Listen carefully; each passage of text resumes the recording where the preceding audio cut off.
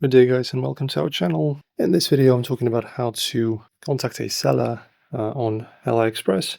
So for example, if you want to send them a message about maybe a refund or something, or just ask them a question, it's pretty simple.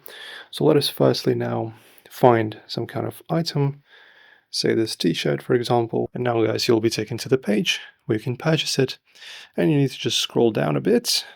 We have the gallery, and we should have a store. There you go. As you can see, we have the model on store.